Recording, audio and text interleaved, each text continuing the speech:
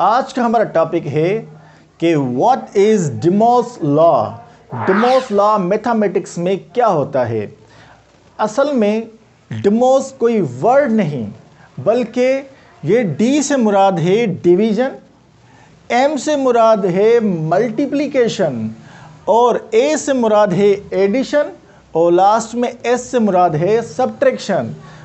इसका मतलब ये है कि अगर एक सवाल के अंदर डिफरेंट किस्म की साइंस एक साथ आ जाएं तो स्टूडेंट्स को क्या करना है, सबसे पहले उनको डिवाइड करना है, क्योंकि डिमॉस लॉ ये कहता है कि सबसे पहले आप डिवाइड यानी डिवीजन को सॉल्व करें, उसके बाद मल्टीप्लिकेशन, उसके बाद एडिशन और लास्ट में सब्ट्रैक्शन।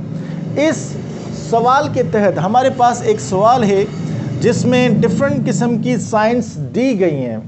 अब हमें इस लॉ के हिसाब से इस सवाल को हल करना है, तो आइए इसको हल करते हैं। जैसे ये कहता है कि सबसे पहले डिवाइड करो, तो हमने क्या करना है, इस सवाल में सबसे पहले इसको डिवाइड करना है। मतलब ये वैल्यू सेम, ये वाली वैल्यू भी सेम। पहले सबसे पहले इस लॉ के हिसाब से हमें डिवाइड करना है 20 और 10 को। आ जाए लिखते हैं कि 40 should be same, 40 same plus, अब 10 की टेबल 20 पर कितनी मरतबा लगती है, 10 1 द 10, 10 टू द 20, 2 मरतबा, तो इसका जवाब आएगा 2।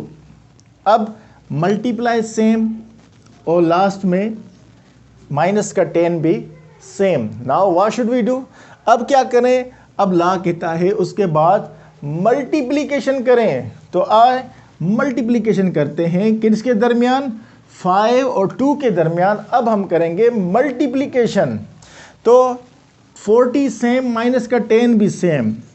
इस रूल के हिसाब से जब हम 2 को 5 से मल्टीप्लाई करते हैं तो 2 5 द 10, इसका आंसर आएगा 10 और माइनस का ये भी 10 सेम। अब थर्ड नंबर पर है एडिशन।